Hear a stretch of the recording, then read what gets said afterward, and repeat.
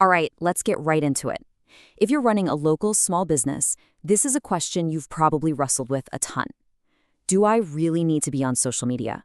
Well, today we're going to get you an answer. You know that feeling, right? That little voice in your head, or maybe it's not so little, telling you that if you're not posting on Instagram or Facebook, you're basically invisible. The pressure to go digital it's everywhere.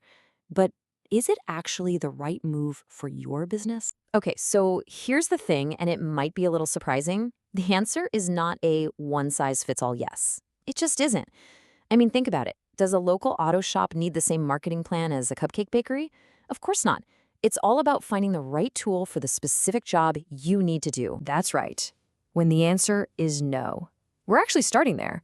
Because for some businesses, spending hours trying to craft that perfect, witty post, it's just not the best use of your valuable time. Let's dig into why. So picture this. Your car just made a horrible noise and broke down. Or you wake up with a fever and need a pharmacy, right now. What do?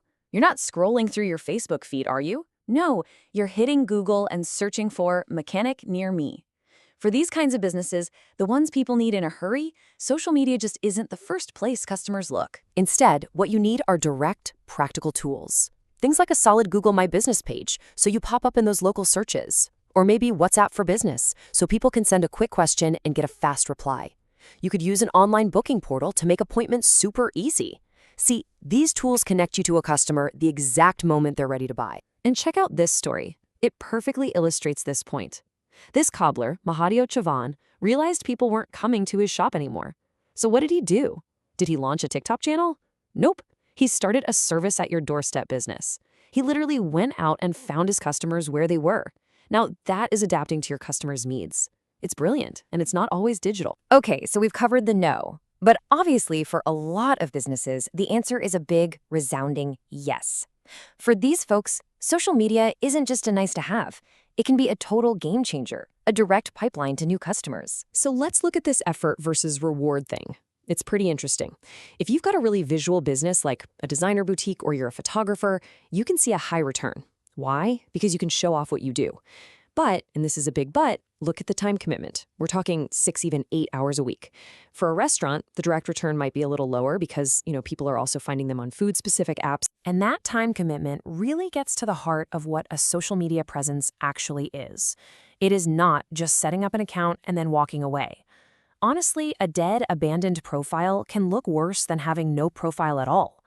A real presence means you're consistent, you have a personality, and you're actually talking with your community.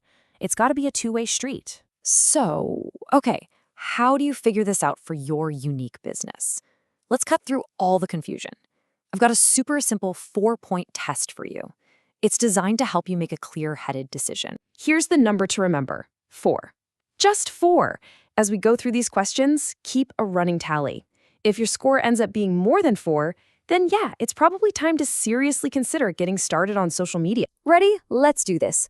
First question. Are you a B2C business? Business to consumer. If yes, give yourself 1 point. Second, are your customers actually on social media? If you know they are, that's a big one. Give yourself 2 points. Third, look at your direct competitors. Are they on social media and doing well? If so, that's another 2 points. And last, and you got to be really honest with yourself on this one, can you truly commit the time and, yes, maybe some budget, consistently? If the answer is yes, that's 2 more points. Okay, go ahead, add them up. Okay, so if your score was over 4 and you're thinking, all right, let's do this, then let's talk about how to start the right way. The absolute most important thing to remember is this. It's about connection, not just chasing a high follower count. This quote just says it all, doesn't it? Success is all about engagement. Think of it this way. Would you rather have 1,000 real fans who buy from you and talk about you, or 100,000 followers who just scroll right past? It's a no-brainer. Your goal is to build a real community, even if it's small, that actually cares. And here's a perfect real-world example of that. This dress seller, Ashvini Pathak, saw her walk-in customers just dry up. But she didn't panic. She got smart. She used WhatsApp, which is a really simple social tool, right? She started sending her catalog directly to her customers, taking orders, and basically bringing the shop to them. That's connection in action. So what does that kind of content look like? Well, first, you gotta know your customer. What are they interested in? Talk like they talk. Don't just post, buy my stuff all day. Be helpful, be useful. Maybe show them what happens behind the scenes. People love that stuff. And most importantly, make it a conversation. Ask questions in your posts. When someone comments, reply. Make them feel like you're listening. All right, let's pull all of this together. The main idea, the big takeaway, isn't really social media, yes or no.